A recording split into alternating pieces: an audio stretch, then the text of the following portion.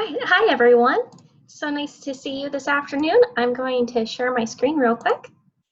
Let's see. Hopefully, can you see that?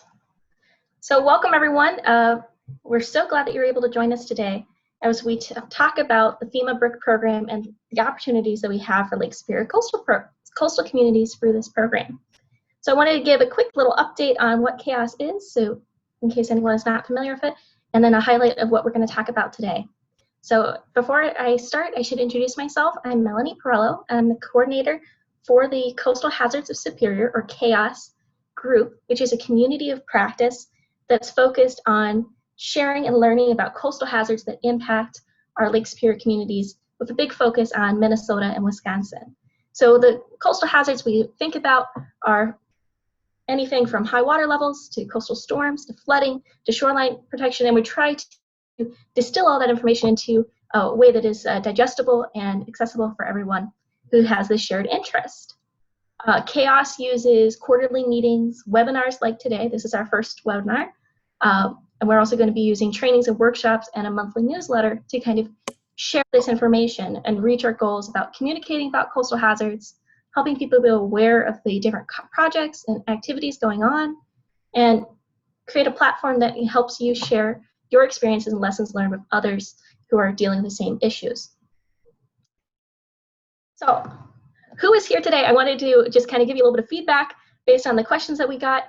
We have about equal representation from folks working in local government and state agencies.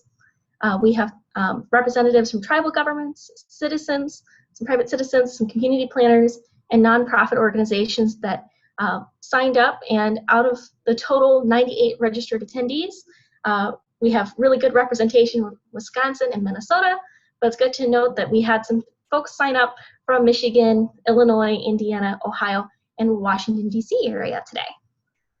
So I'm going to just give a little bit of an overview of what we're going to talk about today. We're talking about the FEMA Building Resilient Infrastructure and Communities program, and specifically how it can benefit our local communities. We have three really amazing speakers here today who are going to give us a little bit more background on the program and talk about some of the specifics about applying for this new funding opportunity. Each speaker has approximately about 20 minutes, give or take, and we're going to hold all questions until the end. We're going to first start off with Morgan Holloway from FEMA, then on to Robin Finnig from Wisconsin Emergency Management, and then Jen Nelson from Minnesota's Homeland Security and Emergency Management. We are going to give everyone a short break because this is 2 hours. We want to make sure you have a time to get up, get some coffee, maybe come back a little bit enthused after hearing these great presentations, and then we're going to leave the bulk of our time for a question and answer session. So in the meantime, as you're listening to these presentations, please feel free to post your questions directly in the chat. We'll be monitoring that, and we'll be able to ask all those questions at the end for all of our speakers. So I'm going to go ahead and stop sharing, and we're going to introduce Morgan. Morgan Holloway, let's see, is a senior program specialist for the Hazard Mitigation Assistance Branch of District 5 of FEMA, located in Chicago, Illinois. Morgan has worked for FEMA Region 5 since June of 2009 after she graduated with Bachelor's of Science from Northern Illinois University.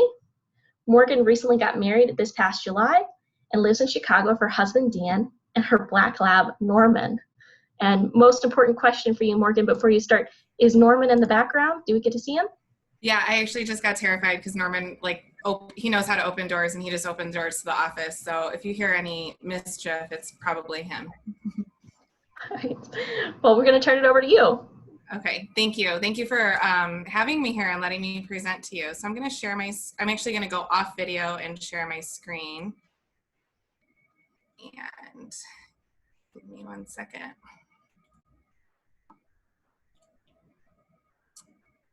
Okay, so I'm here obviously to talk to you about the BRIC program. BRIC stands for Building Resilient Infrastructure and Communities. It's a new program to FEMA, which is obviously why everyone's here, right? So The 2018 Disaster Recovery Relief Act, DRRA, authorizes FEMA to create a pre-disaster hazard mitigation program known as Building Resilient Infrastructure and Communities, BRIC, to support greater investments in mitigation planning and projects before a disaster. The DRRA provides FEMA with a unique and exciting opportunity to support proactive investment in community resilience. Communities that plan and mitigate their risk can reduce the impact of a disaster, having a quicker path to recovery and experience less disaster suffering. Mitigation lessens the financial impact to state, local, tribal, territorial governments, and federal agencies. I'm pretty sure everybody who's participating in this knows this, but for every $1 spent, mitigation can save $6 in future disaster costs. Going through FEMA's guiding principles, you'll see that building resilient infrastructure and communities to FEMA means that we want communities to consider changes to infrastructure that reduce damages caused by storms. And when they do, they can encourage and enable more innovative ways to do it. Not all projects need to be highly complex or even expensive. The BRIC program positions FEMA to fulfill its mission of helping people before, during, and after disasters, which are the backbone of FEMA's strategic plan. BRIC's 6 guiding principles are the foundation of the program and align with our 2019 to 2022 strategic plan. So all this to say is that BRIC is new and very important to FEMA. So the BRIC priorities are listed here. It's to incentivize public infrastructure projects, incentivize projects that mitigate risk to one or more lifelines, incentivize projects that incorporate nature-based solutions, and increase funding to applicants that facilitate the adoption and enforcement of the latest published editions of building codes. The amount of funding available for BRIC is based on the disaster activity for that previous year, so each year will have a different amount available. This year, for FY20, fiscal year 20, there's $500 million available, which is a crazy amount of money. This is broken down into state allocations, tribal set-asides, and the national competition. So the state or territory allocation is $33.6 million, which means up to $600,000 per applicant. All 50 states, the District of Columbia, and the U.S. territories may apply under the state territory allocation. And then there's the tribal set-aside, which is $20 million. All federally recognized Indian tribal governments may apply under the tribal set-aside. And then we have a crazy amount of money for the national competition for mitigation projects. $446.4 million is what's estimated. It's estimated because the remaining funds that are not awarded from that state or tribal set-aside will be included in the national competition. Here you can see who is eligible to apply for BRIC. Homeowners and businesses don't apply directly to FEMA for BRIC funding, but the local government can do so on their behalf if they want to sponsor the project. So applicants can be all 50 states, the U.S. territories, federally recognized tribal governments, and the District of Columbia.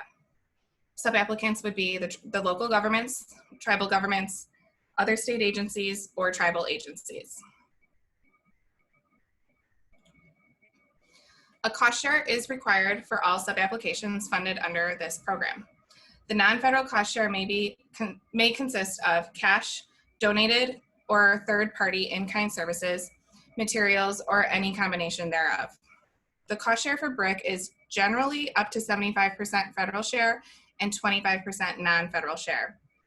Small impoverished communities are eligible for an increase in cost share of up to 90% federal and 10% non-federal. The definition of a small impoverished community is provided in the Notice of Funding Opportunity, so take a look at that if you think your community falls under that threshold. And I really want to emphasize that the non-federal cost share does not have to be all cash. Additionally, at the end, I'm providing you with a list of resources and web links, and in that will be a link to the FEMA HMA cost share guide, so make sure you check that out if you have any questions on this. The Notice of Funding Opportunity lists all of the requirements for the grant program, but here are a few examples. Applicants and sub-applicants must have a FEMA-approved hazard mitigation plan by the application deadline and the time that we're going to award the grant. Applicants and sub-applicants applying for mitigation projects must provide a benefit cost analysis or other documentation that validates the cost effectiveness of the project.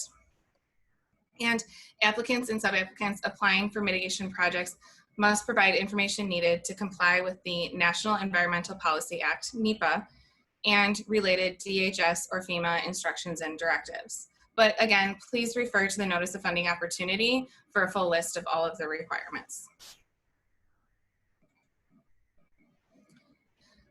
Okay, so to apply for funding made available for the FY20 BRIC program, here is the application and funding deadlines that must be adhered to. The application period opens in just 2 weeks on September 30th, 2020, and it closes at 3 p.m. Eastern Standard Time on January 29th, 2021. FEMA anticipates announcing which projects will be have been selected for further review in June 2021. And then the performance period would start when the recipient accepts the award and generally ends 36 months from the award date. But for BRIC, if there's any highly complex project, an applicant may submit a request for a longer period of performance in the application for FEMA to review and approve. So typically, the period of performance is 36 months from the award date, but it could also be 48 months, and extensions are available. But please, please, please keep in mind that this is the application deadline for applicants to submit to FEMA. Applicants for this audience would be the state. Minnesota or Wisconsin, I think, are the main that we have here from the map that Melanie showed. But states might have different internal deadlines, so please reach out to your state hazard mitigation officer early and often if you plan to apply so you don't miss their deadlines. I guarantee none of your state hazard mitigation officers are going to tell you that it's completely okay to submit your sub-application to them on January 29th at noon, when they then have to turn it around to FEMA in a couple hours. So this is a question we get asked so much. How is BRIC different than PDM? So the BRIC program sets clear priorities. BRIC will select projects based on clear program priorities, including lifeline and infrastructure projects, building codes, shared responsibility and partnerships, and innovative projects that reduce risk. BRIC also is intended to build capability. BRIC expands eligible capability and capacity building activities, including building enforcement code adoption and enforcement efforts and establishing partnerships. Mitigation will pilot in-person, non-financial technical assistance for communities. And there's a really cool thing called the Mitigation Action Portfolio that I'll provide you a link to later, which showcases innovative infrastructure projects and signals the shift in the types of projects BRIC will promote. BRIC also increases flexibility. BRIC reduces limitations on the number of applications and funds per state, project caps, state allocation, and project scoping, whereas there were caps on those things under the PDM program. And then pre-award costs to develop sub-applications are now allowed at any time, not just during the application period, like it was for PDM. BRIC also streamlines processes. FEMA Go, which we'll talk about in a minute, will streamline the application process, and training is going to be offered on that. FEMA regions can now approve 2 12-month period of performance extensions based on a simple, consistent checklist, which is not something we've had under the PDM program, so that's exciting. And then phased projects. So phased projects are those that receive funding for only certain complex activities. They're approved to allow the applicant to develop the full scope of work or data package to support the full project description. I want to note that phase 1 of a phased project and project scoping are not the same. The difference between them is that phased projects have a promise of phase 2 funding, whereas project scoping does not. For example, to conduct engineering, design, and feasibility studies for larger or complex community drainage projects or critical facility retrofits, such as phase project. If after phase 1, the project demonstrates that it's eligible, cost-effective, and technically feasible, phase 2 funding for construction is then awarded. So let's talk about the big BRIC buzzwords, capability and capacity building activities. C and CB activities are those which enhance the knowledge, skills, expertise, whatever, of the current workforce to expand or improve the administration of mitigation assistance. They include building code activities, partnership activities, project scoping activities, mitigation planning and planning related activities, and anything else that will help you expand or improve the administration of mitigation assistance. There is a cap. Up to $300,000 of the state allocation and tribal set aside may be used for mitigation planning and planning related activities per applicant, but there are no other caps on CNCB activity categories. So what are eligible activities under BRIC? Pretty much any of the existing activities, if you have any experience with the HMA program, are still eligible. There is an HMA hazard mitigation assistance guidance. I'll also provide you a link to it at the end that you'll want to check out. Also, infrastructure projects remain eligible, such as infrastructure retrofit, localized flood risk reduction projects, non-localized flood risk reduction projects, or structural retrofitting of existing buildings. And then in addition to that, the following are eligible: project scoping, building code projects. In particular, meeting with the latest 2 consensus codes, being the 2015 and 2018 International Building Codes, and then pre-award costs. So I want to take a second to talk about pre-award costs.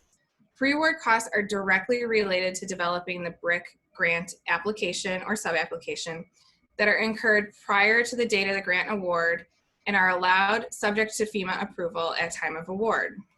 Such costs may have been incurred prior to the application submission. For example, gathering NEPA data or developing a benefit cost analysis, preparing design specifications, or conducting workshops or meetings related to development and submission of sub-applications.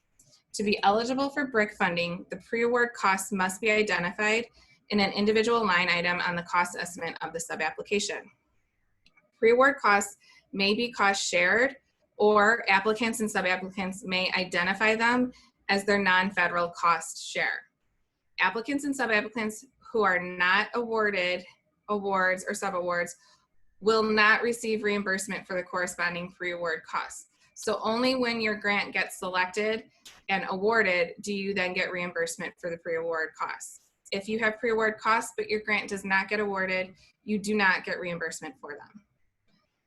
Costs associated with implementation of the project in the submitted grant application that are incurred prior to the date the grant is awarded is not allowed. Activities initiated or completed prior to the date of the grant award are generally not eligible. So there is a fine line that you should not cross. Pre-award costs are to develop your grant application, but do not start any of the implementation of that scope of work until your grant is awarded. Otherwise, it will be determined ineligible, and it's a hard killer for these projects. Additionally, projects must be cost-effective, align with the state mitigation plan and or the local or tribal mitigation plan, and be in conformance with the environmental and historic preservation and all other applicable federal law, state, tribal, and local laws and regulations.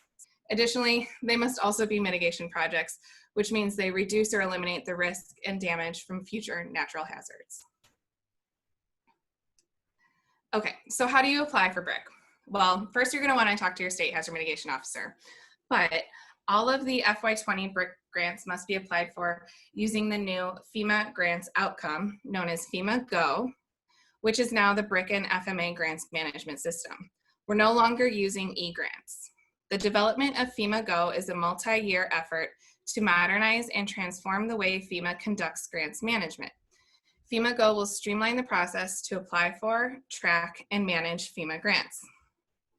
As we went over before, applications must be received in FEMA Go by January 29th, 2021 at 3 p.m. Eastern Standard Time. Applications received by FEMA Go after the state will not be considered for funding. But again, please reach out to your state hazard mitigation officer to see when the state internal deadlines are, as they're likely earlier than FEMA's deadlines.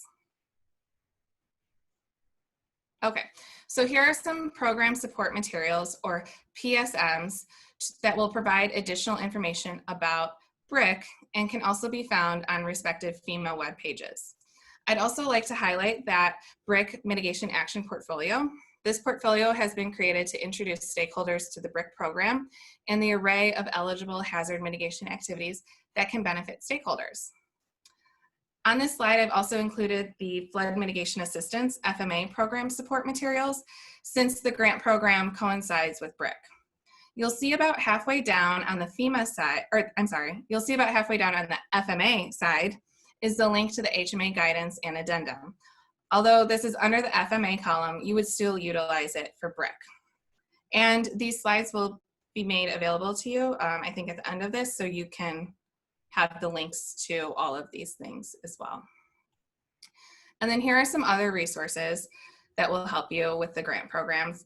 I do want to point out though that I often would just search for, in a search, Google or Yahoo or whatever search engine you want to use, FEMA benefit cost and analysis, and the appropriate web page would show up. So that's another option too if you're in a pickle. And then the FEMA.gov/BRIC website is all things BRIC. So if you need anything, please make sure you check that out. And that's it for me. Thank you so much. Thank you so much, Morgan. It looks like my screen is frozen, but hopefully you can hear me. And yes, Morgan provided me with the slides, so I have everyone's email, and I will share those slides with you afterwards. You will have all of those resources and links that she provided.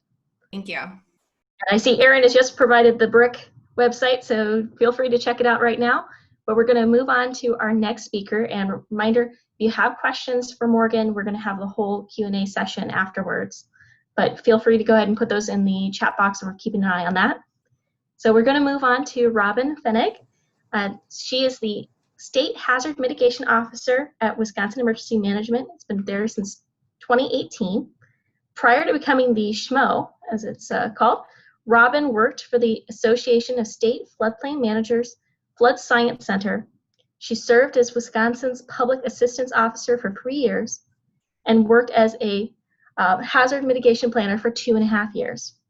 Robin has been a certified flood manager since 2012, has a master's degree in urban and regional planning with a land use and environmental planning emphasis from the University of Iowa. And she has a bachelor's degree in economics from the University of Wisconsin-Eau Claire. So we're going to go ahead and let Robin take over, and she should be able to share her screen.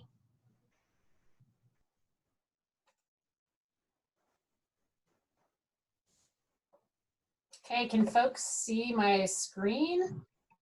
Yes, I can. Yes, thank you, Melanie. Hi, my name's Robin. I don't have any fun, cute, cuddly animals, so my introduction's a little bit more boring. I could show you all of my plants. I'm definitely a proud plant mom right now, and my green thumb has gotten greener through COVID. So anyways, I'm the State Hazard Mitigation Officer in Wisconsin. Knowing that I was going to be following Morgan, and I think a lot of folks have been sitting in on a lot of the different webinars that FEMA's been offering about BRIC, both project development webinars and a lot of the specifics. They did like a big stakeholder outreach session, multi-week session in July that really went into depth about different types of projects that BRIC's hoping to fund. I wanted to share something that Wisconsin worked to develop with a sub-applicant last year under the Pre-Disaster Mitigation Grant Program. Prior to BRIC becoming a grant program, there was a resilient infrastructure component of the PDM program last year. And we really wanted to make sure that we had some practice kind of going through this resilient infrastructure, project development, come up with some like key tips and tricks we can share with our sub-applicants in our state. Just so folks have an idea of what to expect. So we did, and knowing that this was a more coastal focused audience, you're gonna get to see a project that's coastal focused in nature. So We're going to be going through a project in Fox Point, Wisconsin. So Fox Point's located just north of Milwaukee in Milwaukee County. It's a small village, so here's a little zoomed in version. Again, Fox Point's just north of Milwaukee on the northern edge of Milwaukee County. So zoom in again. This is what Fox Point looks like. It's a pretty, it's mostly residential. There's some like a commercial area kind of running north to south, but it's mostly residential. So right now there's North Beach Drive. Hopefully you can see there is, I've kind of highlighted the location of North Beach Drive. You can see that it's right against Lake Michigan. There's a couple areas that are a little bit problematic, especially right now with the high lake levels, that Fox Point's really concerned about losing utility service and road access for about 50 residents if these two areas of this road don't get undermined. We'll talk a little bit about North Beach Drive. So again, it's got a single entry point. You can see on this map, it goes in. There's only one point in and out for both parts of North Beach Drive. The other thing is it actually, the properties along the lakeshore are actually down about 100 feet closer to lake elevation than the rest of Fox Point. So there's like a pretty substantial elevation drop right at where that blue arrow is kind of pointing on the slide. So there's about 48 properties that are directly impacted by this project, and then there are probably another 30 to 40 that aren't directly impacted by this project, but are in the project area. This neighborhood is pretty densely developed, but the thing that's really concerning is there's a lot of utilities that run below the road surface or in just along the roadway in the right of way. A little bit of history about the site. So the road was installed sometime, was constructed sometime in the 1930s. The first map that we have, I'll show you what it looked like when it was first developed in Fox Point. But then, we obviously know that the lake levels in Lake Michigan and the other Great Lakes fluctuate over time. In the mid 1980s, we saw some record high floodings in Lake Michigan. And so the village actually first installed its first major coastal protection along that site where we kind of highlighted those two problem areas. And then obviously from the 80s to like the 2010s, we see some low lake levels and it's not really a big issue for them anymore. But obviously with lake levels beginning to rise again in the late 2010s, we're seeing a lot of damage. So I'll give you a little bit more about that. So this is what North Beach Drive looked like in the earliest map of Fox Point. You can see that there are not very many structures in in the area. This is kind of that southern part of North Beach Drive, because I'm going to focus a little bit there because we were able to find some oblique photography to kind of see how the site has changed. I think it's a good reference point, and there's way more properties on the southern part of the project site. So this is just for point of reference. In 1937, lake levels were pretty low. You can see there's a good healthy beach, a lot of shoreline that's visible between Lake Michigan and the roadway. We started doing some oblique photography in 1976. We are very, very blessed in Wisconsin. The Coastal Management Program, Civil Air Patrol, has been doing a lot of imagery of our Great Lakes coast. So I get to share some of this. So again, this is in that southern part of the project area. You can see 1976 lake levels are just kind of, they're on their way down, but are still, pretty high. You can see that Fox Point has started to install a lot more riprap, and that amount of shoreline is definitely decreasing. 2007, 2008, when lake levels are low, we can see that there is a good amount of shore, there's some beach there that's actually visible. 2012, we see again, historically low, big shoreline, not much of an issue, but obviously in 2017, you can start to see that armoring from the previous slide is starting to get submerged. So our most recent oblique photography shows, you can see that, the lake level in 2019 in the spring is getting really, really high. And for point of reference, during two high water periods, so we have 1976 to 2019, You can see just on the south end of the pier, so where the there's a pier next to a house that has been substantially improved, let's just say, along that curve to the entry point to Beach Drive. You can see that there's been quite a bit of erosion, and there's been a lot more work by the village. What it looks like kind of on the ground, just so you guys get a feel for it, the lake is like right there.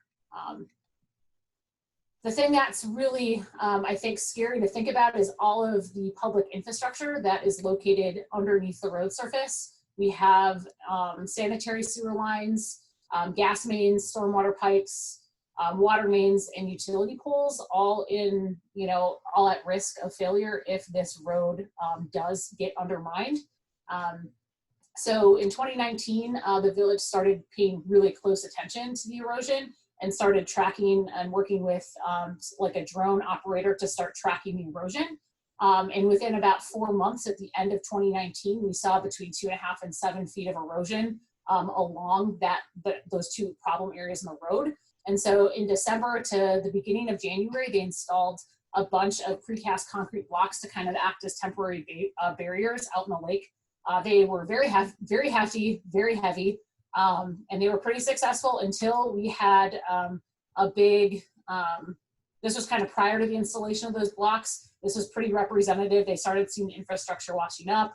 The waves are bringing lots of debris. This is before we have a giant coastal storm for which we got a disaster declaration. You can see that the wave action is pretty troubling because, as you can see, there's some infrastructure that looks like it's just kind of hanging on the edge there. And so we've got a lot of infrastructure at risk. So we have this big coastal storm for which we received a disaster declaration from FEMA. And during that disaster declaration, about 200 to 250 linear feet of those blocks was overturned, shifted, or they've been dumped 10 to 12 feet into the lake. They actually can't even locate one of them, so that's kind of troubling. So right now they're in the process of doing some repairs with the FEMA Public Assistance Program. So it's really timely that they did submit an application before this storm took place. Just kind of like this is what it looks like in certain parts. This imagery that they have, it was taken in the winter, so there's actually some ice. So it makes it look like the shore is actually quite wide, but that's actually ice in the winter. But you can see over time, just from October to the end of February, the type of erosion that we're seeing because the lake levels are high and this infrastructure is definitely at risk of failing. So they did contact us in October as they started to do some more investigation about submitting an application for this resilient infrastructure project. The goal here was to dissipate wave energy so that it wasn't going to undercut the shoreline, do some protection measures, and then also replace some shore sediments that are just naturally lost in the coastal erosion process. So what does that look like? This is kind of just a representative cross-section of that project proposal. It's about $2.2 million in the initial construction cost with about $15,000 to $20,000 in annual maintenance anticipated over the 30-year service life of the infrastructure. So they were able to do an engineering report that showed that it's going to be 2 years maximum given the current rates of erosion prior to the disaster event. Like 2 years or less until there's going to be a failure where the road is totally undermined. And that was just based on a really in-depth, oh, you can't see, sorry, Mary Jo. Yeah. So it looks like we froze on history of the site. I didn't know if you were advancing forward. Oh, yes, I am. Let's see if I can try stopping sharing. I've had this issue on another one. Usually if I can, let me try one more time. I'm gonna let me try again. Can you see it? Can you see my my screen again? Looks like something is coming up. It hasn't come up yet. Okay. Oh, that's too bad because I hope that, oh man. See, it's Can still... you see a slide yet? No, I can't. Do you want to try sharing the slides that I sent to you? Sure, I could try that. Oh, I've got to hit share screen first. Okay. I'm going to try to share my screen. Awesome. I So I'm on representative site debris. Okay. Let's see if I can. So you just tell me when you want me to advance. Awesome. So just kind of backtracking a little bit. So this is kind of what some representative debris looked like at the site. This was during that period of increased erosion from October to December. So they were having to, you know, obviously retrieve culverts and other inlets and outlets for their infrastructure. And then also trying to, you know, do some maintenance to get a lot of the debris off the road. So it was pretty expensive. You want to hit next? You can see obviously there's some infrastructure that's dangerously close. This was again from fall of 2019. So this was before they had a disaster declaration. You can see why they might be concerned about the level of protection in place. Next. So again, I mentioned they did get that disaster declaration. I think I talked about that next. Sorry. So again, just to kind of like help folks visualize the various levels of erosion at the site, this was just from October to February, and you can see how just over that time of study, they contacted us about submitting the application in October, so they started really monitoring the shoreline, and they have been actually doing it once or twice a month with just drone footage to measure the changes in the shoreline. So you can see that that's over the course of a few months, how much erosion is happening at this site. Next. Talked through that already. So again, if you go to the next slide. So this is kind of what the project looks like. So what they're doing is they're trying to, change the slope of the waves as they come into an armored shoreline so that it dissipates the wave energy. But also they're going to be putting about $15,000 to $20,000 in annual maintenance over that 30-year default service life of the infrastructure to replenish and do some like beach nourishment and make sure that all of the different types of sediment is still functioning the way it needs to protect the shoreline. Next. So the big thing is obviously doing that benefit cost analysis. And so because the village had a lot of good engineering, they were able to put together a report with their engineer to show that given the rates of erosion that took place between October and December, when the lake levels are high, if the lake levels continue to be high, that road will undercut and fail within 2 years. And that didn't include that federally declared disaster event where we saw a big jump in erosion based on the types of waves in the storm that they had. The benefit cost analysis was primarily driven by the fact that under that road, there was a lot of different utilities. And so for those 48 customers from the project site to the north, like impacted directly by the project, and there's some in the southern part, that they would lose access to drinking water, electric, and wastewater service, and also road access. So they were able to estimate that based on other projects that they've done where they've had infrastructure like this below the road surface, that it would very aggressively, without any service, without any delays, would take about 90 days in a best case scenario to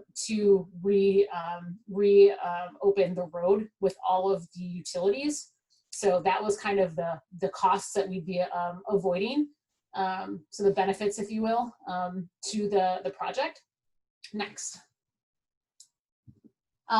Just as an update, the project has not been funded yet. They're in the process of doing a programmatic environmental assessment. And Morgan kind of mentioned that, I mean, this is a big infrastructure project along a Great Lakes, so there's going to be a more thorough environmental review than, say, a buyout or a smaller hazard mitigation project. So it has been selected for further review, and so we'll hopefully get that awarded in, concluding when that programmatic environmental assessment is completed. Next. Just kind of reminding folks, those BRIC priorities, we want to make sure that we're targeting public infrastructure and structures because that's the big focus of this program. Obviously, Morgan pointed out that all of the other project types are eligible, but these are the ones that are going to score the highest. So I wanted to be able to share something that, to me, the way I read the ranking and scoring priorities in the scoring methodologies for both the technical and the qualitative evaluation. This is the type of project that FEMA really wants to fund. It's going to help provide, crucial protection of crucial infrastructure to folks. We have a town or a village that's going to put in a good amount of maintenance to maintain this kind of green-gray mix of infrastructure. The other thing is, with infrastructure, when it's protecting a lot of the utility service, that's going to be really beneficial when we're looking at doing that benefit cost analysis. So like Morgan mentioned, all projects need to be cost effective where the benefit cost ratio is greater than or equal to 1. And you have to use FEMA's tool, which is Excel based. The NOFO does give room for alternative benefit cost analysis mechanisms, but it has to be approved by FEMA ahead of time. So if someone doesn't want to use that FEMA tool, we do have to work with FEMA as soon as possible to get that approved, because I think that's something that would go to headquarters, and Morgan, you can chime in if that's correct. We don't have any of these examples in Wisconsin right now under the current rules, so we can't tell you what an alternative benefit cost analysis methodology that FEMA even might consider would be. Using the tool itself isn't just difficult. It is Excel based, it's really user friendly, but properly documenting everything is, and that's why in Wisconsin for these infrastructure projects, we usually start with a benefit cost analysis. If folks have questions, I'm happy to talk through some various tips and tricks that we learned in putting together this FoxPoint application. I did want to say a quick note is that Morgan mentioned that there is that $600,000 set aside for states and tribes. In the state of Wisconsin, we anticipate using the $300,000 maximum for local hazard mitigation plans, which means that we have $300,000 left for those capability and capacity building activities like project scoping that she mentioned in her presentation. And then for the national competition, we would like to submit as many projects as possible for consideration. Our application timeline is a little bit different. Like Morgan mentioned, we are requiring that all folks in Wisconsin who have any intent of applying for BRIC contact us as soon as possible. Could you go to the next slide?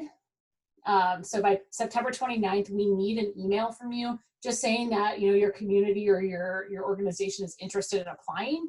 So that way we can talk through eligibility and benefit cost analysis as soon as possible. We just need to know that you're interested. We don't need full engineering. We don't need a full scope of work or anything like that.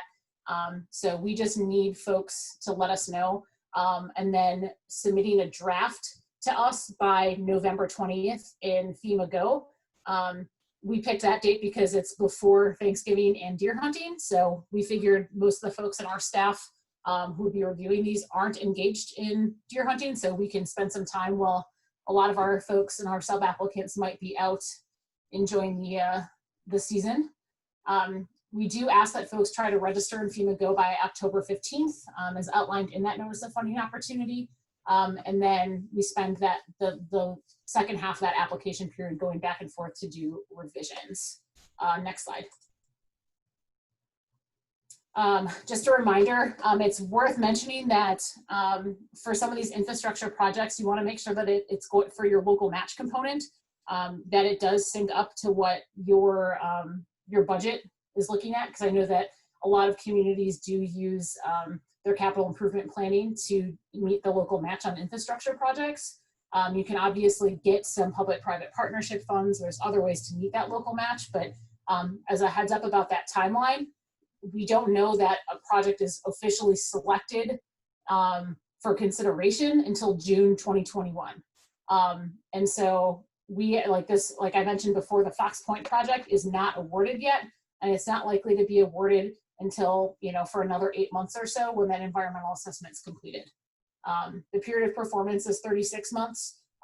We also, if you're interested in flood mitigation assistance potentially for these infrastructure projects, you have a slightly longer project window, but like Morgan said, there's room for extension requests and such.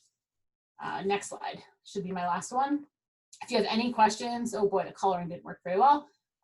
We do need to have that notice of intent to apply via email at dma.hazardmitigation@wisconsin.gov. Department of Military Affairs, Wisconsin Emergency Management, that's DMA hazard mitigation. And I look forward to answering any questions that folks might have about the project. And again, happy to answer questions that we've, or give some tips and tricks maybe in the Q&A about benefit cost analysis. Thank you everybody for bearing with us, and we did a pretty awesome job of pivoting right there. Hopefully Jen does not have any problems. Thank you so much, Robin. That worked out really well.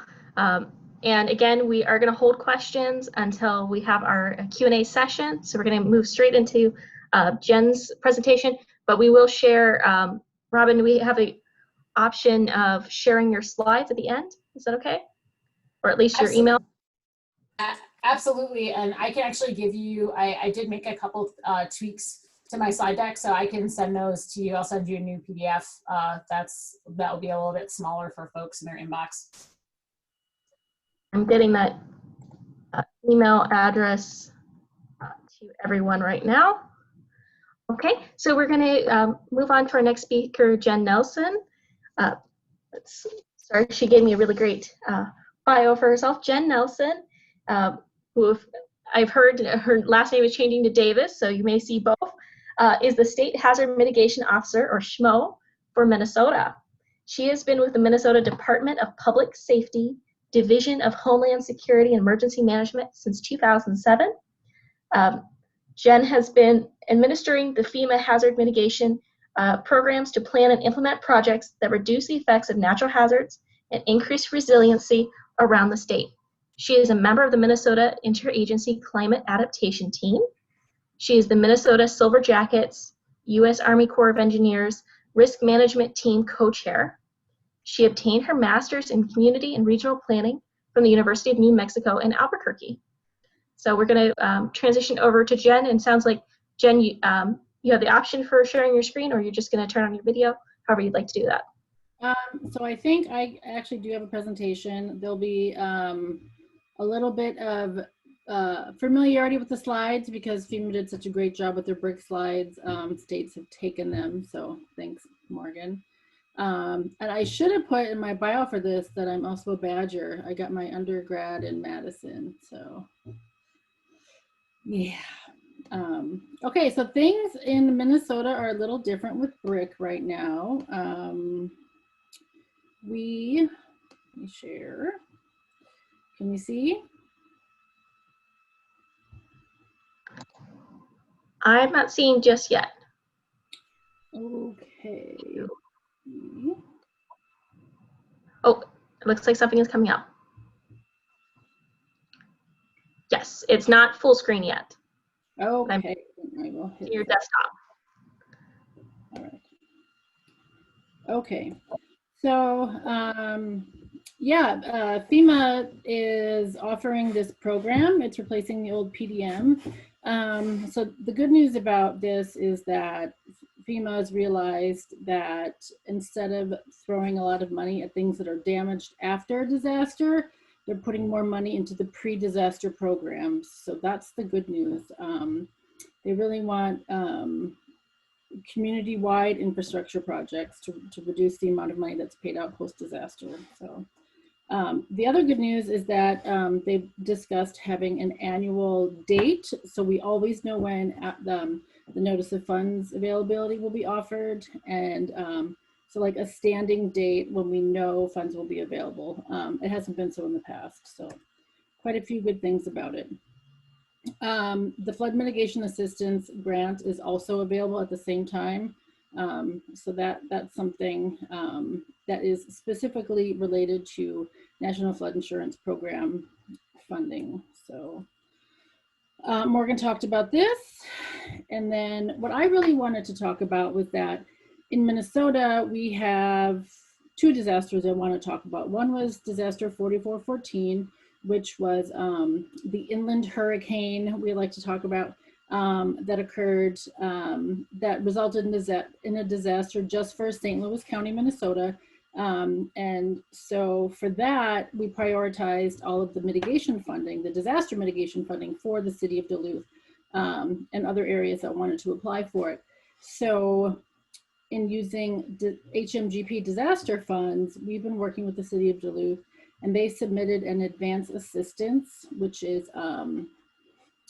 also a new type of project that really looks at studying the problem, doing alternatives analysis, and then prioritizing projects for future implementation. So like a phased project, but not connected with the second phase.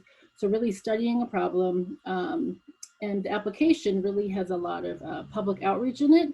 So there's 7 sites along the city of Duluth, 7 kind of areas they wanted to focus to look at, to really do a coastal hazard assessment and get a lot of public input about how to address it in response to climate change, adaptation, and to become more resilient. So that application's been submitted to FEMA.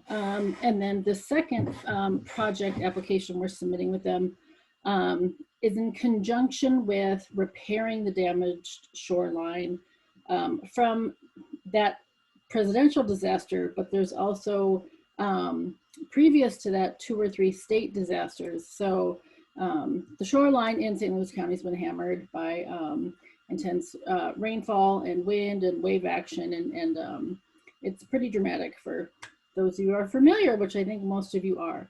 So trying to pair disaster repairs, so the public assistance, the FEMA public assistance, with their mitigation, the 406 mitigation, which is to not just repair, but to build back better, more resilient, in conjunction with areas that weren't damaged, to utilize the 404 mitigation, which is my not damaged hazard mitigation funding. So those of you not familiar with the ins and outs and numbers and things with FEMA, that's okay. So we're just trying to pair funding so construction will be easier. So it's pretty difficult, but we're working on doing it.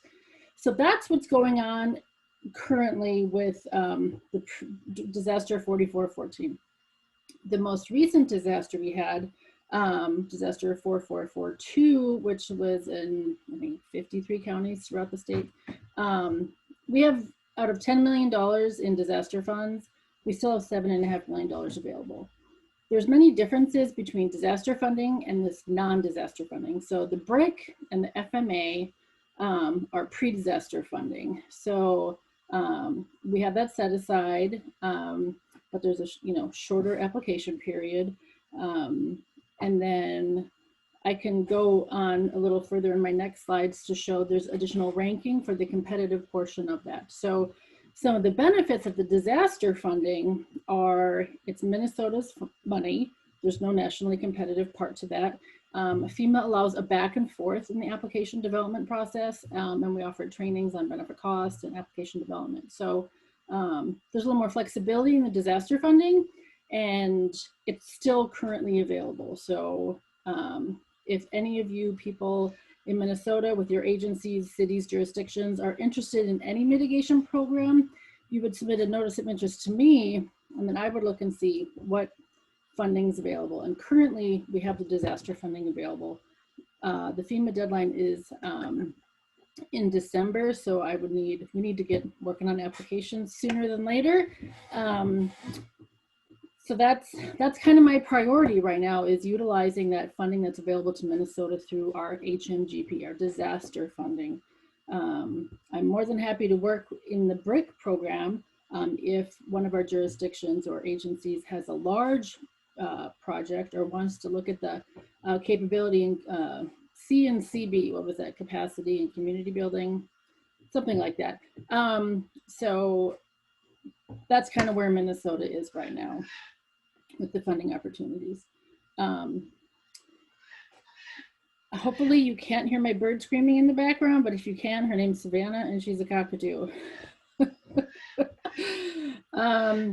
What you see in front of you is a table from the state hazard mitigation plan. The last iteration that was updated in 2019, we included climate change and adaptation for the goal of becoming more resilient statewide. So as you can see, our strategies and actions, this is an example of things that we would like to work with our state agency partners with, because the state plan covers that planning component, that local hazard mitigation planning component. The state agencies would be covered under the state plan, whereas City of Duluth is covered under the St. Louis County plan. So these are some of the things that we reviewed with the Interagency Climate Adaptation Team, ICAT, and so we included some of the input from the very smart people on that team. So we talked about this, the priorities of that, capability and capacity building, building codes. I know building codes is a big one. In the return on investment study that Morgan talked about, the return on investment for building codes is actually 9-to-1 because it's not that expensive to implement, where you're developing, you're just, you're implementing existing codes and standards by processing paperwork. So that's it's not easy, obviously, because it's political, but and it's not an infrastructure project, so it's not difficult that way. But having an erosion zone building code, or codifying setbacks is something that we could work with local jurisdictions on. And again, the standard hazard mitigation projects are eligible with including project scoping. So really looking at that, allowing cities, counties, tribes, other types of agencies to figure out, if you know what the problem is, what can the possible solutions be? So there's putting money towards that and towards the pre-award cost. They're all really great tools to allow people on this call to figure out what the best project would be and then implement it with future funding. So for future years with BRIC, I do plan to jump in with both feet, but right now we have state dollars available. So and some things that the disaster funding doesn't have to jump through these hoops. So much for reducing complexity, Morgan. Right. The technical criteria for BRIC applications will go through this ranking, and then also the qualitative will go through this ranking. So there's an opportunity to really push your project. And then also additionally, direct technical assistance. This is something that I don't know if Morgan could maybe talk more about if you all have questions. So there may be regions in the US and not just a continuous US, but under FEMA's purview, that need direct technical assistance. It's not financial, but actual FEMA staff to go and help have them become more resilient to natural disasters. And so for Minnesota, if you're interested in any hazard mitigation project, you can email me at hazard.mitigation there. And like both of the other, my co-workers in this mitigation business said, it'll be in FEMA Go for the application. Oop, one more back. And then, so our state application period would be, if we're gonna do a BRIC application, it would have to be to me by December 1st. And then there are tons of resources available from FEMA on all of these programs and each component of them.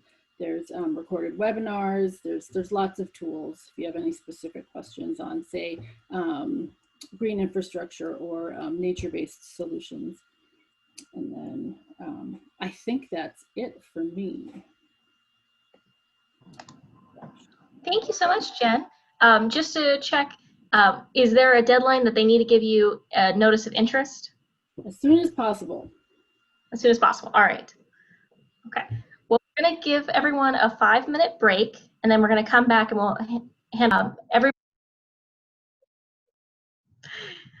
everyone, we have opened up the opportunity for you to unmute, but we prefer that you post your questions through the chat box.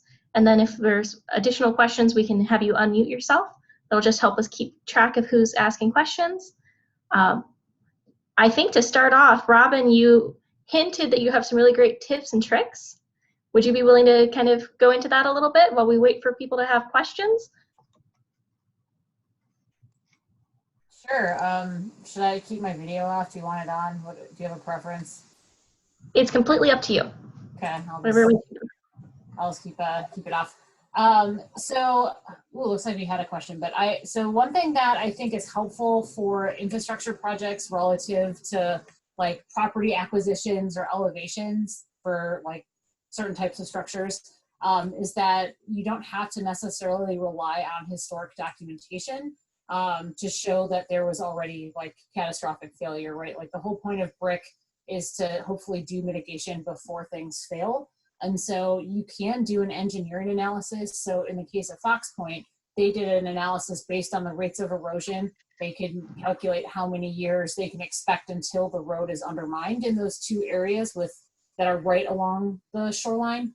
And so we can do a benefit cost analysis based on that engineering analysis.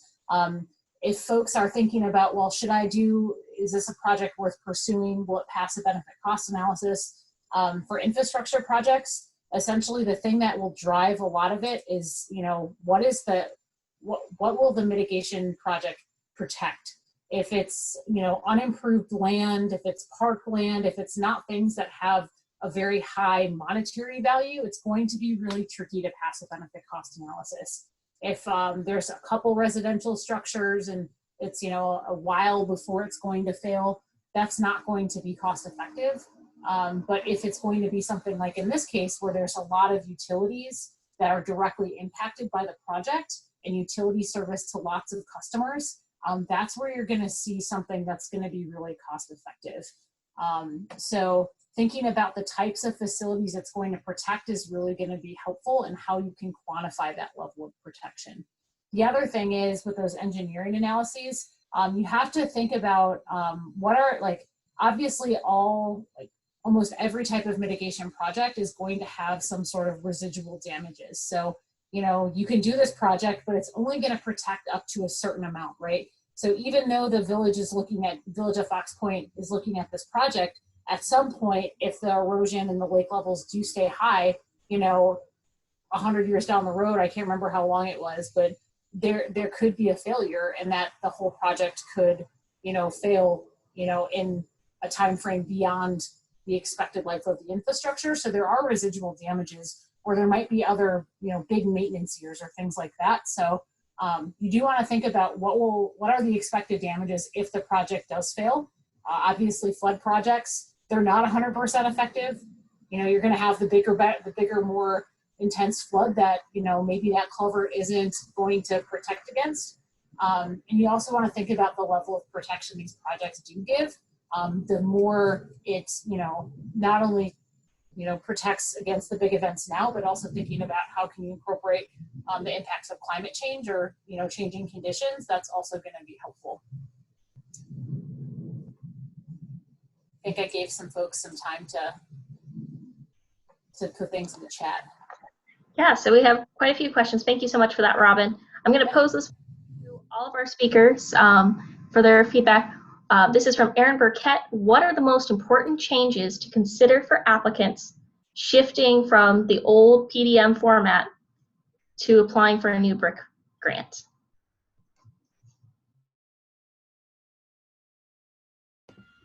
This is Jen.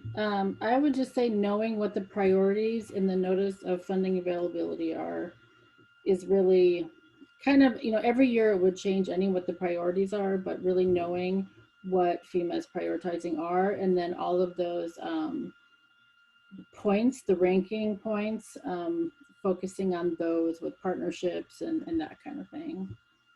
But it's really the most important thing about all of this is what are you going to protect? Robin's exactly right. It's all about the benefit cost. And I know I've gotten a direct email, and I think we'll talk about this, but foundational data, like we need data to show existing conditions, future conditions, and what the avoided future conditions, well, I think you all know what I mean is. Morgan, you look like you want to talk. No, Jen, I completely agree with what you're saying. I second that. And I also think that with BRIC, like, understand that we're willing to fund the big, major, complex projects where under PDM, we didn't really have the funding to do that. So we couldn't. So, yeah. I also think too, with those big complex projects, I think PDM was a bit more limited in how much time, like if something happened, there's only so much we could ask for in terms of time extensions to get things done. And I think BRIC seems generally more flexible.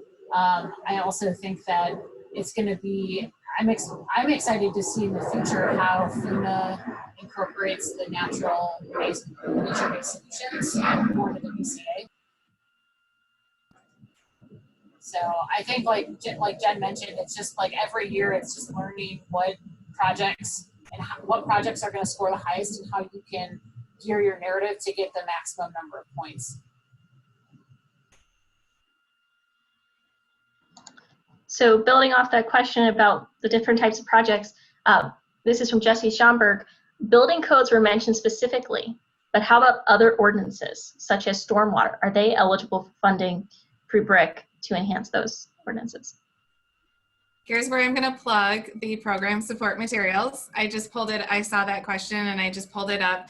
And so if you do go to the FEMA.gov/BRIC website and click on the building support materials, it does talk a lot. There's one specifically for building codes, and it talks a lot about what's in there. And it does say that adopt building codes or develop building code requirements, include publications relating to those requirements, anything related to land use, zoning, floodplain management. So this program support material is about, I think, 3 or 4 pages, 4 pages long. So it's not like hefty FEMA reading. There's some graphics in there as well that take up some space. But if you're considering doing something for floodplain ordinances or even building codes, definitely check out that program support material. Okay, thank you. This is another question about the application process. Does a single application from a local government submitted as a sub-applicant through the state allow funding from both the state and national allocations? And that's from Kim Missoura.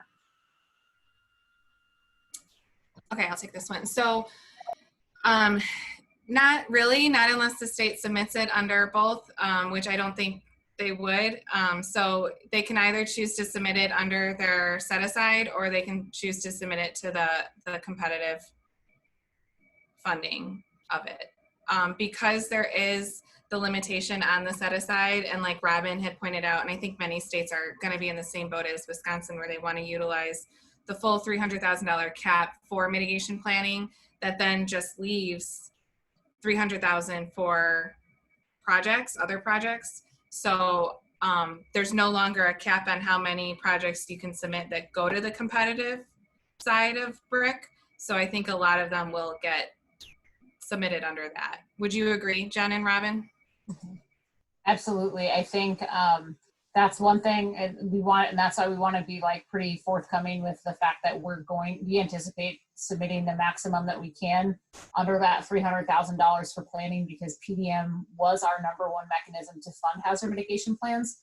And mitigation plans are required for folks to access any mitigation funding through FEMA. So it's kind of that bare bone minimum requirement. And obviously it's also very helpful for communities to look at what their priorities are locally. And so we're thinking that the remaining $300,000 is going to be all for those project scoping or capability and capacity building grants. And then any actual brick and mortar construction projects will be submitted in the national competition, is what we anticipate. And I don't have a list of projects, right? So nothing really to add to that. Thank you. All right, our next question is from Sean Vaughn.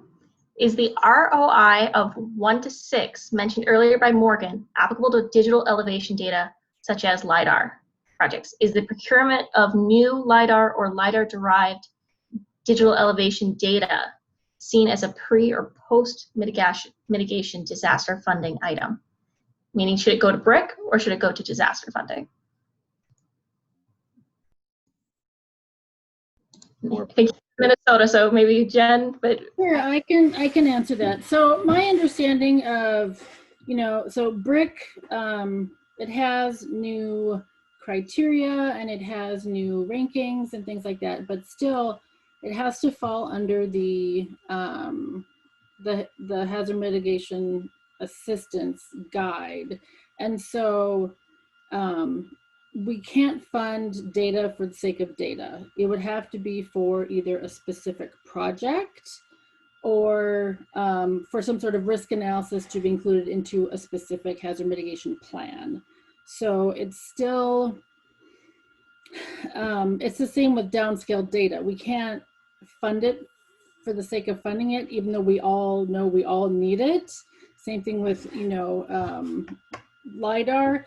So it would have to be tied to, it would have to be part of an advanced assistance or some sort of other structural project that reduces damages. Anything to add to that, you ladies? Morgan, were you talking about like the return on the return on investment on elevation, like structural elevation earlier, I thought? I had just mentioned that the overall study was for every $1 spent on mitigation, it saves $6 down the road is the general. And then it is broken out further, which Jen mentioned, into other, there's some deeper ratios there, like for building codes, I think it is a $9 return on investment. I don't think data was considered as part of that study though. Yeah, no, I think maybe there was confusion about like thinking about the types of acquisition that was included in the study, because they did look at acquisition, demolition, building codes, and elevation, like structure elevation. So looking at like digital elevation data or like LiDAR data, I would agree. I don't think it was part of that. And I don't, Jen, are you funding LiDAR in disasters? Because I don't think it's eligible. Maybe as a planning related activity. I don't think it's eligible. It's the same with that, downscale data. Like we all need this data, but we can't fund it because it doesn't fall within the mitigation pie. Like there's specific things we can do, and that is, reducing damage to people and property because as a result of natural disasters. Like that's the meat right there, even though I'm a vegetarian, whatever, it's the potato, that's what it is. And yes, we do need that background data, but we would only be able to fund it if we were part of a specific project. So, I mean, potentially or hopefully, when we're looking at this advanced assistance for Duluth, maybe the LiDAR can be run there specifically for that region though. And so I know what the geospatial group in Minnesota is doing, and we need money for it. The legislature hasn't given it to us. So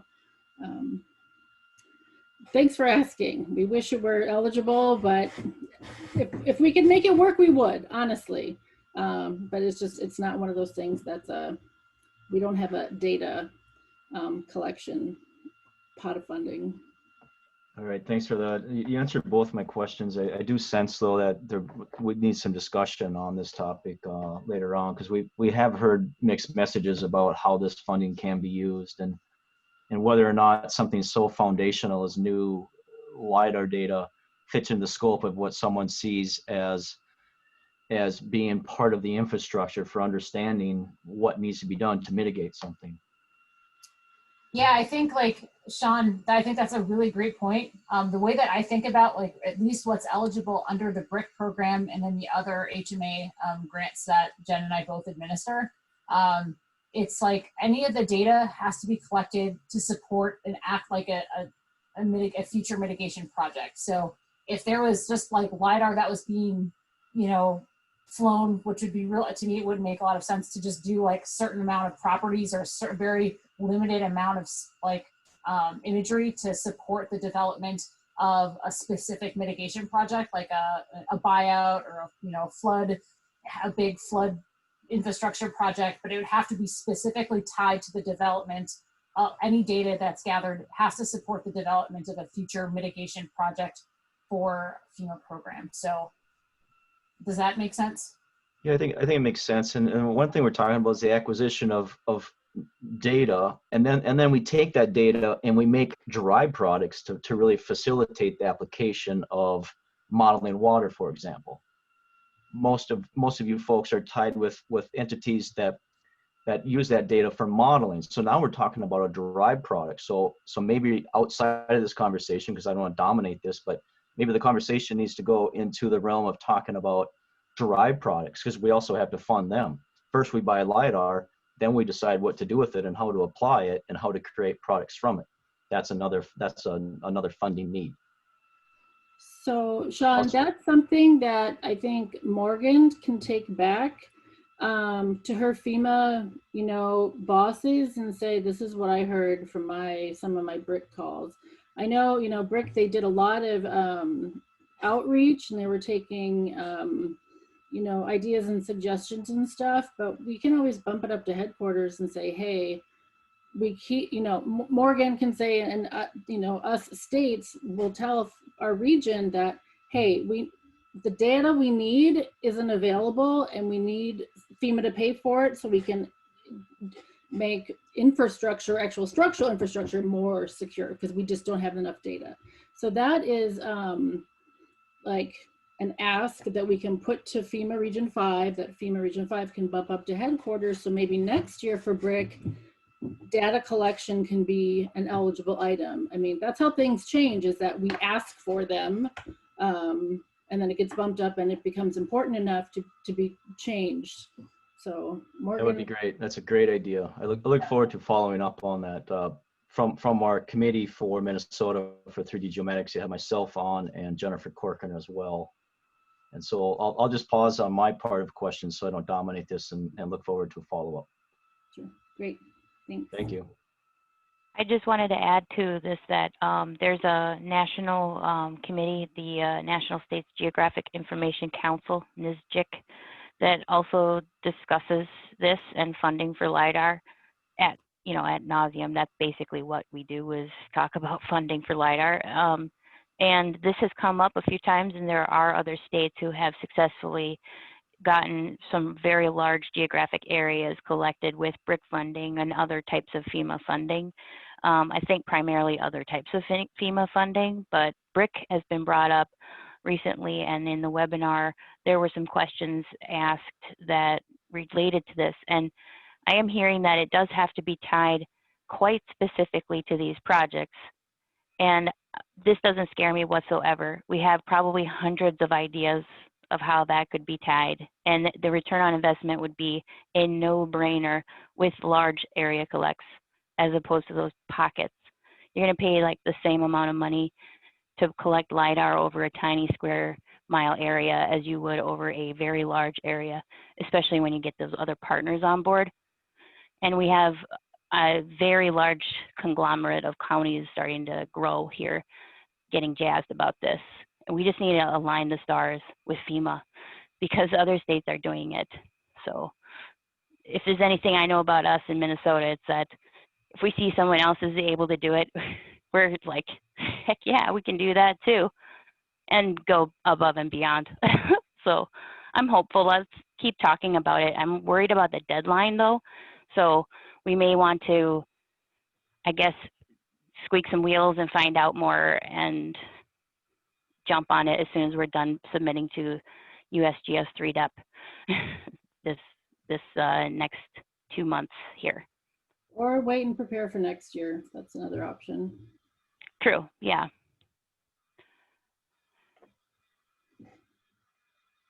Well, that was an interesting conversation. Kind of a little bit of a deviation. We have a question from Matt Warner. He's asking if the Minnesota and Wisconsin state coastal management programs are going to be playing a role in bringing community projects to the table, or is it anticipated that communities will work just directly with the state hazard mitigation officers? So I can pose that to our state hazard mitigation officers, but I know we have folks from some of the coastal programs that may be willing to speak to that as well. Either way for us, but go ahead, Robin. Yeah, I was gonna say I know that our coastal management and Sea Grant programs have shared some of the outreach materials that we've sent in Wisconsin with various communities and groups that they work with. And I know, like, our preference is that, the coastal management and Sea Grant folks won't have to manage anything. They just say, oh, this community is interested, and kind of help us spread our message about our programs and, what our timeframes are. And it's been helpful because, I know Adam Beckley in particular has shared a lot of stuff in Wisconsin so far for us, and has included, me and other folks on the mitigation team in Wisconsin on those communications. And our hope wouldn't be that Adam would be in charge of anything, that, he can just kind of help just get the word out and get the communities in direct contact with us. I would add to that, it also depends on the community. If, it's a tiny community and they don't have a grant writer or something, depending on if, the coastal management programs, if they have staff that are able to do this and that's their thing, great. And if not, then this, if the city has capabilities and they just rely on the coastal management programs for information and, project specifics like that. Any type of coordination between the two is fine. Is there anyone from either coastal program that wants to speak out? I can say that from the Minnesota coastal program, we're obviously helping co-host this. This is Kate Angel, and I'm sorry, there's a saxophone being played in my background, so I'll keep it kind of brief, but I'm from the Wisconsin Coastal Management Program, and we coordinate a lot with Wisconsin Emergency Management, and in fact, Robin is actually going to speak at one of our council meetings next week, so we do try to help each other get the word out there, but I honestly would probably encourage communities to contact emergency management directly. That said, our request for proposals is out there, so we can fund maybe some projects that are related or leading up to funding next year that might be helpful to some communities, but I don't expect that we'll be coordinating any applications towards emergency management and FEMA funding. Thank you, Kate. And I can say Minnesota's application for annual grants, which covers up to 100,000, that's going to be coming out in October. So we will make sure that's sent through the CHAOS group as well as Wisconsin's grant program. So I want to take a quick second before we move on. We have a question from Jesse. I know that there's at least one person joining us on the phone, so I want to just take a quick pause and see if anyone who's joining us via the phone have any questions. You can unmute yourself, so we'll take a minute.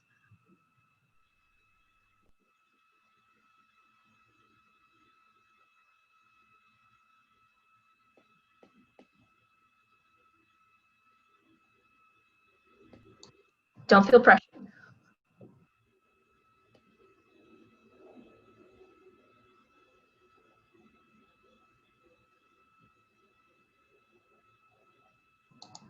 Okay, I'm going to assume that they don't have a question, but obviously feel free to unmute yourself and chime in. Okay, we have a question from Jesse. What is the possibility that state set-aside funding could be used for capacity building activities, such as communities of practice focused on hazards? Morgan, could this fall under the partnerships category under capability and capacity building? I think so. I would need to, Robin and Jen both know I'm a little cautious of saying anything unless I see a full scope of work, but I think so. Work with your state hazard mitigation officer. They'll help you determine. Work with me. I was gonna say that we had a community kind of ask about creating like a partnership, kind of a public-private partnership thing. And again, going back to what I said in response to Sean's question, so long as that partnership really is focused on either creating future mitigation projects, engaging the community about mitigation, it has to be mitigation centric. Obviously, a community of practice can touch upon mitigation and some other things, but we want to see that it's going to emphasize mitigation as that number one, means. And the other thing too is thinking about, okay, if you're going to write a grant for it, you have to come up with some measurable outcomes and some things that we can, hold accountable what that community of practice is going to produce. Ideally something tangible, during that lifespan of the grant. And obviously that partnership would continue, you know, beyond the life of the grant, but thinking about at least something that we can hand to FEMA and say, look, this community of practice did X, Y, and Z, and it's going to promote hazard mitigation in our state. But that's a really great question.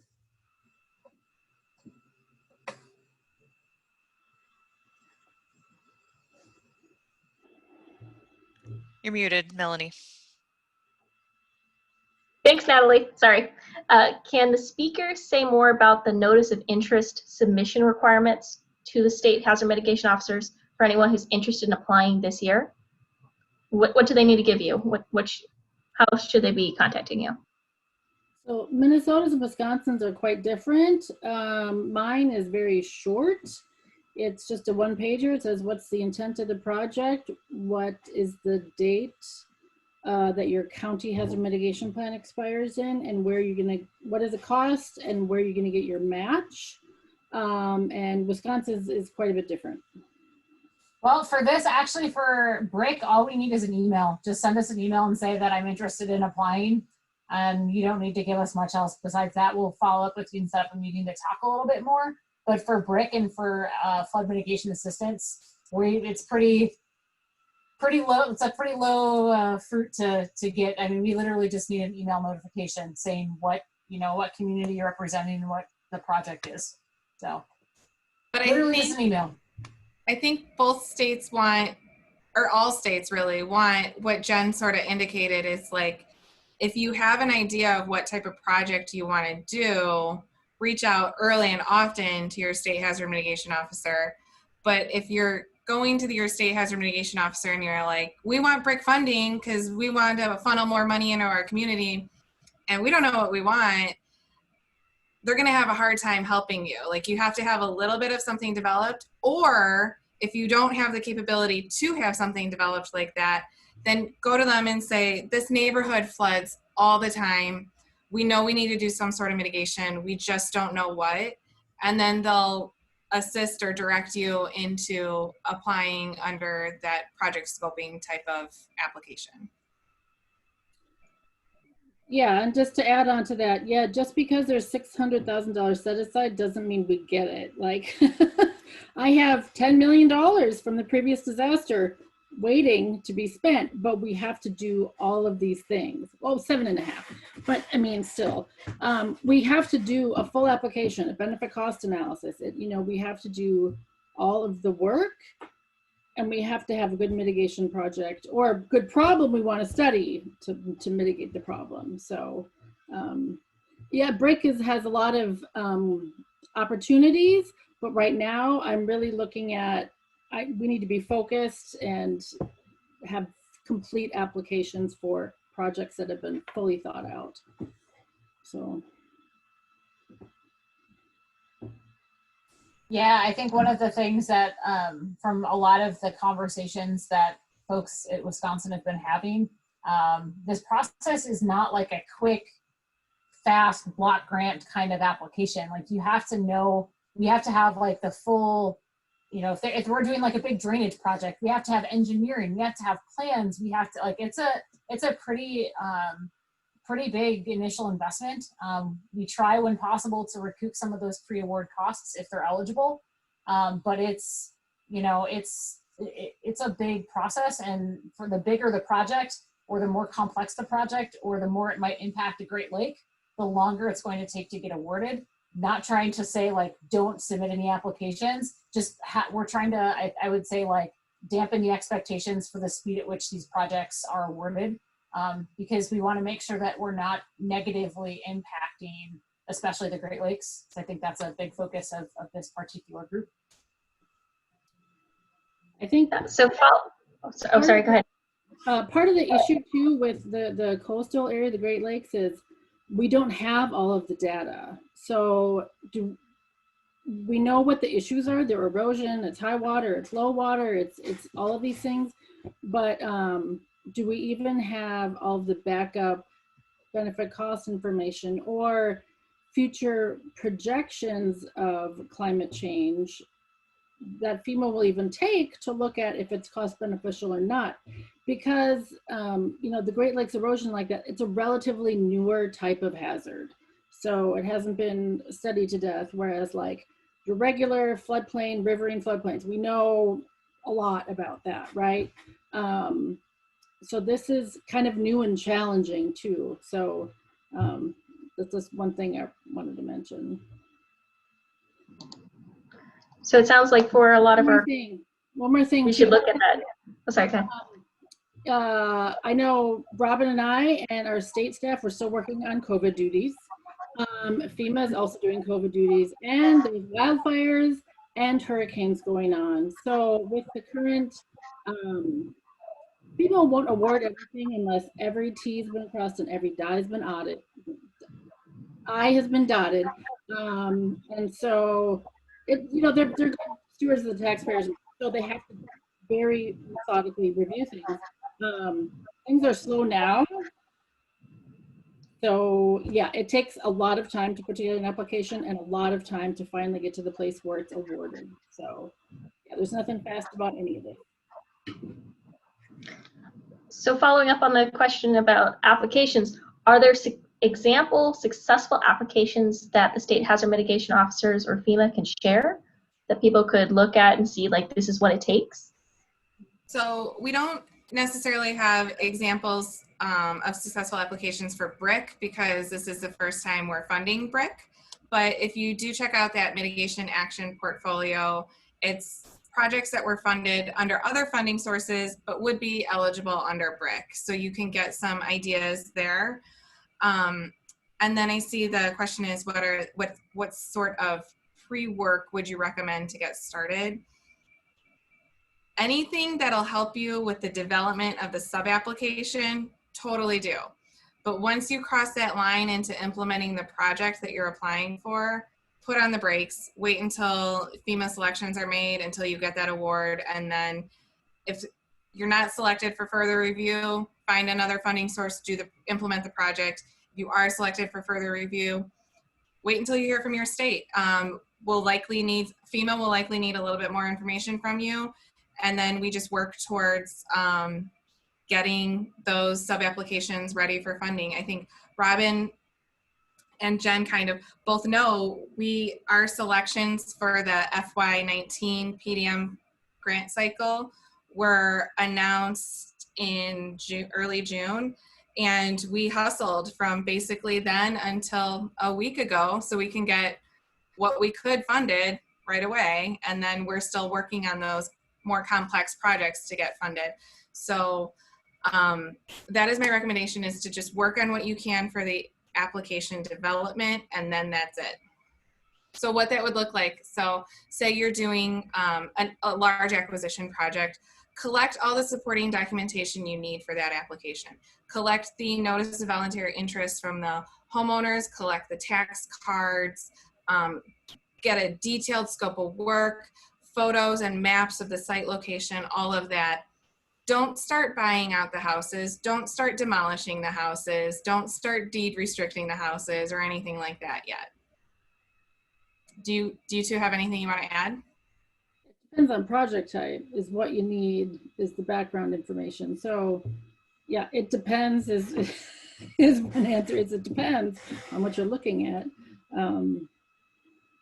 But I think I was going to say, for like example successful applications, again, anything that was eligible under the pre-disaster mitigation program is eligible under BRIC. And then there's obviously some flexibility to do some more like nature-based solutions, and that's assuming there's the data to run a benefit cost analysis. But I think in the past, Wisconsin, for the most part, in terms of looking at the types of projects that we funded under the pre-disaster mitigation program, is a lot of community safe rooms, like tornado safe rooms. So we've done some at fairgrounds, we've done some mobile home parks, schools. Yeah, I mean, anywhere there's a vulnerable population that doesn't have a safe place to go. But that's primarily the type of project we funded under PDM. Because they're expensive, they can be pretty expensive depending on the size of the population you're trying to protect.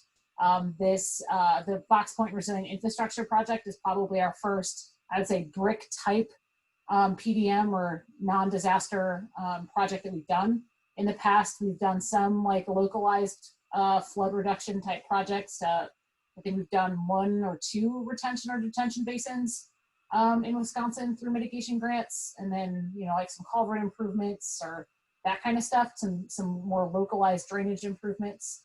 But the Fox Point one was really our first one, and that's, I think, why I wanted to talk about it, because we don't have a lot of those big resilient infrastructure projects in the upper Midwest in terms of what our portfolio looks like. So we've had limited options to do it, because you need a lot of funding. Like, not that it's 2.2 million is not so, you know, cost prohibitive when you're looking at a $50 million cap in the BRIC program, right? It's like 2 million compared to that, but it's one of the bigger, more complex projects that we've done. And we're hoping that we can do more of those types of projects because there's more flexibility and more funding available for BRIC. And echoing what Jen and Morgan said, the pre-work is going to depend on what type of project you're doing. I think that's why all the states are like, hey, as soon as you have an idea, you need to get in touch with us, because we want to make sure that you are doing the adequate, you know, documentation and data collection to put together an application that's complete, will be eligible, and has the best chance possible to get funded. So just to clarify, if someone is interested in submitting an application, they need to get a hold of their state hazard mitigation officer, and you can help them figure out what type of pre-work they can do to make this a stronger application. Absolutely. So deviating a little bit more, after you've gotten your selection, can you tell us more about how the environmental assessment process works? This question's from Sue. Is it conducted in cooperation with your state Department of Natural Resources, or is it a completely different entity and process? I can take this one. So it has to meet NEPA, so that's the National Environmental Policy Act. So you need to, either you as the applicant or the state will reach out to SHPO and THPO, so tribal, Army Corps of Engineers, all different varieties of DNR, depending on if you're in water. So that also depends on the project type, but it is a full NEPA worksheet, and there's a lot of consultation with federal, state agencies, and then especially for working in the Great Lakes, that's a whole another permitting process too. So the environmental aspect, and I think we might have some FEMA environmental people on this, but a lot of times for our non-disaster programs, the environmental consultations don't start until selections are made, because why consult on a project with another agency if it's not going to like move forward for funding? And this is something that your state hazard mitigation officer, Robin or Jen, will also assist you with. But I like to think that FEMA does offer a lot of assistance in this arena, where we take on what we can, and we offer a ton of guidance to states and locals when we're able to.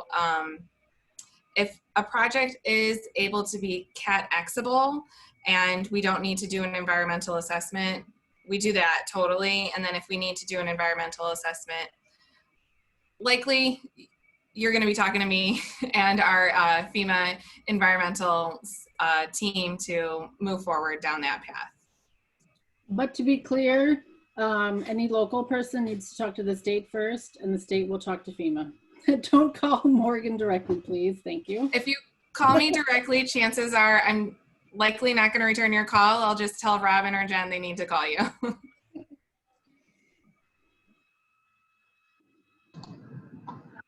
We have a question from Mike. Is an application to study a project, so I think that's kind of that scoping work, different from a full-blown project application? So what's the differences there? It's just a different type of sub-application. So there's two different types of applications you can have. It's that capability and capacity building, or C and CD application, or the brick and mortar like project application. So it's a slightly different application. You know, for a study, it's still you have that full application, but the fields are gonna look a little bit different from, you know, the scoping project aspect, or a planning grant is gonna look different than if you're doing a safe room or a big infrastructure project. Okay, we're running out of questions, so if anybody who's here, please put in your question. Got a question from Jesse. To Jen or Morgan, can you share any information about the status of the Duluth application? Any idea when it will be decided? So we have multiple disasters open, and my FEMA, not Morgan, my other FEMA disaster application reviewer has many applications that I've submitted to her. So as soon as I hear anything, it'll likely be a request for information clarifying. And so we have a few other disasters and projects ahead of the Duluth application, but FEMA and timelines, we can never guess the date. It's impossible to guess. So hopefully this fall we'll hear something. But that's all I got. Thank you so much. I would assume it would be approved, by winter, but it just will be some back and forth and clarifying things and items. And actually, we'll have to reduce the cost because the lock-in was a lot lower than we had anticipated. So some issues with it. It's our first advanced assistance application of this type, so it'll be quite exciting actually. When it is, we will let everyone know. Thank you. Now we do have some folks that were joining us from outside of Minnesota and Wisconsin. So just a general question, just to make sure we're covering our bases, who should they be reaching out to if they're interested in applying for BRIC? So every state has a state hazard mitigation officer, a SHMO. I know it sounds like it's an insult. It's not, it's an endearing term. We love our SHMOs, and I think they've embraced the title.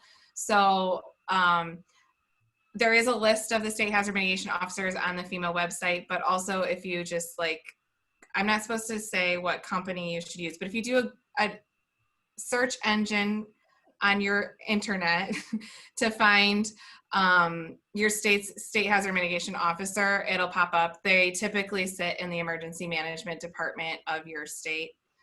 So like the Ohio SHMO is Steve Ferryman, the Illinois SHMO is Sam Albashaw, Indiana is Tori Glover, Michigan is Matt Schnepp. So if you're also not sure, are you providing our email addresses in this? Robin or Jen or myself can direct you to another state hazard mitigation officer too. Awesome, thank you. So I'm just gonna, seeing I'm not seeing any more questions coming through. See, Robin just shared her email address. I'm gonna ask one last question. Any last minute tips, advice for someone who's interested in applying? What should they be doing? What should they be looking at? Look at that FEMA.gov/BRIC website. It has all the resources. I don't know any insider information. Everything I know I get from that website. So, and same with the states, Robin, Jen, or whoever your SHMO is. So that's my recommendation, is to look at that. Look at the hazard mitigation assistance guidance. That is a little bit of a larger document, a little bit heavier reading, but if you're thinking about doing a project type, or if you want to know if something's eligible, your answer will be in there. If it's not addressed in there at all, totally reach out to your state hazard mitigation officer. I'm hearing all the time from states asking if this type of project is eligible, and I'm providing the guidance that I am allowed to provide for a competitive grant program. So just keep that in mind. I haven't seen this many resources available for a grant program from FEMA in the 10 years that I've worked here. So I think it's been proven that this is very important to FEMA. We want it to be a success. So definitely check out all the things that are available to you. One other great resource would be your local county hazard mitigation plan, or the state hazard mitigation plan.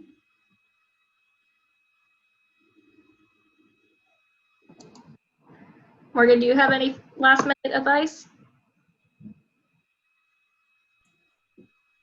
That's all I got. Robin, did you want to add anything? Oh, sorry, Robin. Oh, I was gonna say, I don't know what Jen's schedule looks like right now, but obviously we have a pretty, we've got a quicker deadline for a notice. We actually have a deadline, September 29th, you have to let us know. That doesn't mean that you have to hurry up and schedule time with us to talk about it before you submit that email. If you're in Wisconsin or you're working with a community in Wisconsin that's interested, you can send an email and you can always withdraw from the program at any time. If you are remotely interested, please just get us some notification in writing, because we, especially when it comes to the limited amount of capability and capacity building, we might have to try to rank and score and prioritize somehow. And, we want to make sure that we have it in writing that you reached out to us. So that's really important for us. There is a limited amount of those project scoping type funds available. And we're hoping that folks are really thinking about using that so that they can do future projects. So just something to keep in mind, that that's part of the reason we have those deadlines, because we might have to make tough decisions on the state side of things. So, but when it comes to projects, we're like, let's do as many projects as we can, to be quite honest. So. Awesome. Thank you so much. I want to, thank everybody who's attending today, and really give a great big thanks to Morgan and Robin and Jen for agreeing to speak. This has been so valuable. For those of you who weren't here right at the beginning, we are recording all of the presentations in the Q&A. That's going to be posted on the Wisconsin Sea Grant YouTube channel. So I'll be sharing an email later with the link to that, as well as this copy of the slides, so you can see all of those resources that were mentioned and provided earlier. Thank you so much, and just be aware that if you're interested in more stuff from CHAOSS, we are going to have a meeting probably late October, early November. We're just working on the date, and we're going to be talking about some of the projects that have been done around the Great Lakes, so maybe that could help inspire you if you're interested in applying for BRIC grant. So again, thank you so much, and I think we're good here unless there are any last minute questions. Thanks for hosting. Yeah, thanks, Melanie. Thanks, Natalie. Thank you.